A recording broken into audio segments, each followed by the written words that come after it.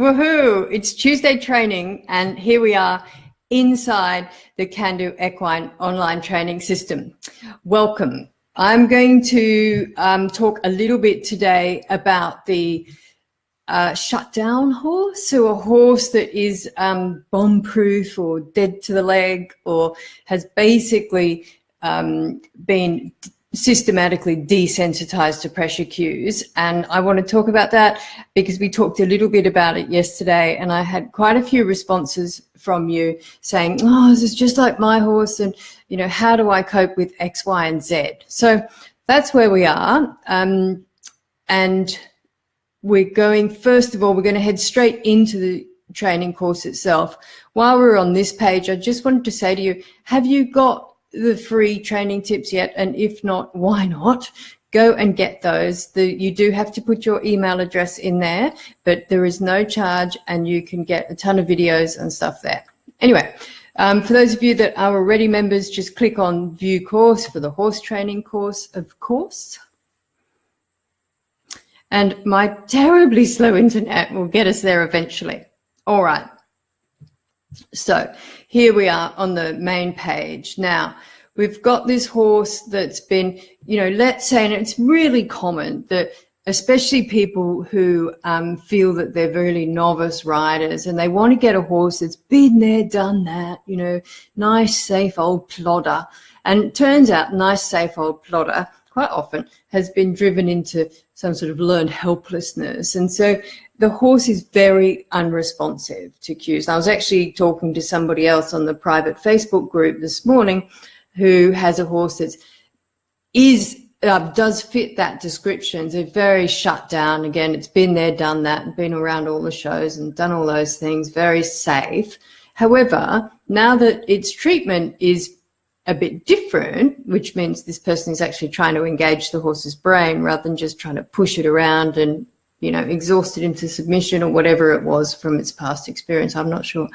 But now that the horse is being involved in the learning process, it's turning up that it's coming up with some behaviors that aren't great. One of them is biting her when she goes to give to the bit with it. So this horse is now displaying, these behaviors are coming out. So we need to address them. And what I said, one of the major things with horses like this is that learning hasn't been a good experience for them in the past. And so it's really, really important that you change that for this horse. Now, the place to start is with this very first, the engagement zone module. So, you know, click into that. Now, these are really, really simple lessons. This is the simplest module within all of the training, and it's very easy to do. The first one, I'm just going to have a quick look at the first one for you here, and it's all about how to assess your horse's emotional level. And you'll find things here like there's an article there from Horses and People magazine, and there's a PDF as well, and a checklist. So the checklists are great because you can download the checklist, and I think this is really important. I just opened that in another window, which was silly, because you're not going to be able to see that. I'm having a bad technology day. I wonder if I click it, if we can open it in this window. No, we can't open it in that window. Anyway, it's a checklist which you can go through. So each day that you come out and do something with your horse, you can check that off, and you check whether it's red, which means the horse hasn't got it, or perhaps it's orange, which means the horse is getting there, but you're not quite there. Or it might be green, which means, hey, your horse has done that, move on to the next thing. But it keeps you up to date with where your horse is, and it also allows you to see progress, because quite often with these horses that are very shut down, we fail to see the progress, and it's probably huge for that horse because we're used to horses that don't behave in that way. You know, we're used to horses. So another example of a shutdown horse is a horse that has to be kicked every stride to keep it in trot, for example. And we're used to horses in self-carriage, and you ask the horse to trot and it trots until you ask it to do something else. And that's what we're after. And that's what we become accustomed to once we've been training like this for a while. So when we come across a horse that's very shut down and requires constant reminding of what gait you're in, and constant cueing to stay and trot, we sometimes fail to see the progress the horse is making, and it can become quite frustrating. And it's very important that, what's a small step for you could be a huge step for that horse. So if we think about that horse that needs the constant reminding to stay in gait, if it takes 4 strides without you reminding it, that's a big thing for that horse. And if we miss the opportunity to reward and praise that, we're setting the horse back, and we're setting ourselves back. So monitoring your progress with a checklist, and all of the modules here, of course, have checklists with them. You just need to print one off for your module, is really important, because it gives you that you can immediately see a graphic sort of description of how your horse is progressing. Anyway, so what happened with the horse that's very shut down? It's quite interesting, because the horse that we were talking about yesterday was very shut down, so very dead to the leg was one of the things.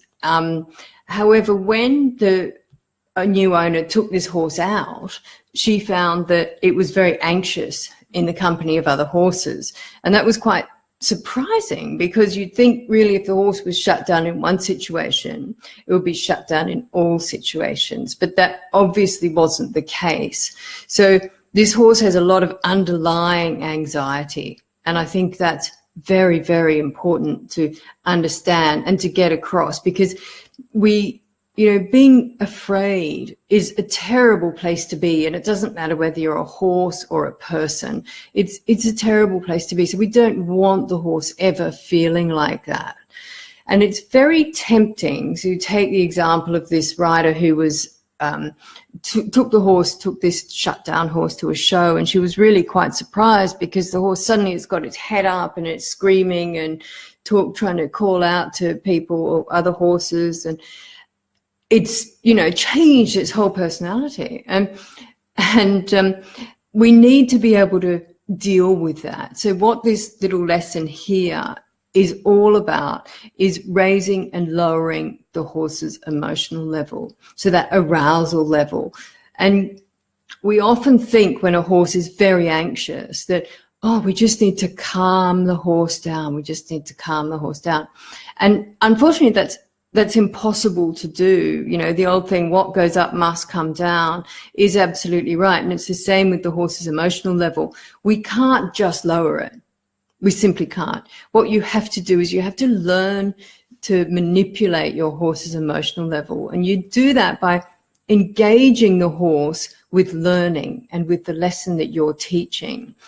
And in fact, you need to actually increase the horse's emotional level a little bit to start with, and then you can offer the horse the opportunity to relax and come down. And I know it's very tempting just to say, I'll just calm the horse down, but that actually doesn't work. You really do have to, and it goes a little bit against our common sense, but you actually have to slightly increase the emotional level before you can offer the horse an opportunity to relax and engage with you. So once you do that, once you learn to lower and raise the horse's emotional level, then we can look at shaping behavior. So what I was saying to this owner yesterday was, she was having a lot of trouble with the give to the bit, because it's a place where you want to go first, because it's the best place to build your bubble. It's the best place to get the horse into the engagement zone. It's the best place to get the horse to relax. It's the best place to get the horse to start traveling in a nice soft frame, so you start building top line muscle. And it's the best place to get your horse learning about negative reinforcement, and also about self-carriage. So it's a really good exercise. And she was saying, I can't do it because the horse is getting so tense when I ask the horse to give to the bit, that he's just stiffening up his head or he's moving his head in the opposite direction, and I don't know what to do, and I'm using a lot of pressure and the horse isn't responding. I think the answer there is we need to shape the behavior.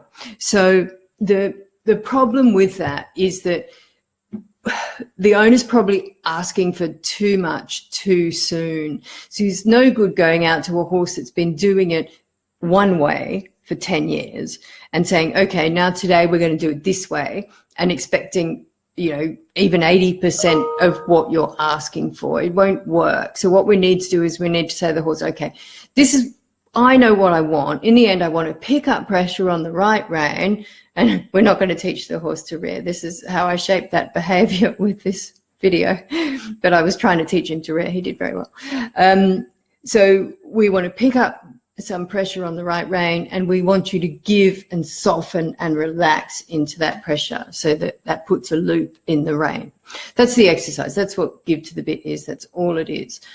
So rather than saying, well, we want you, your head close to the vertical and you're, bent around a little bit to the side with your neck and so on and so forth, we might say, oh, I want you just to give 1 centimeter towards me, and I'll release that.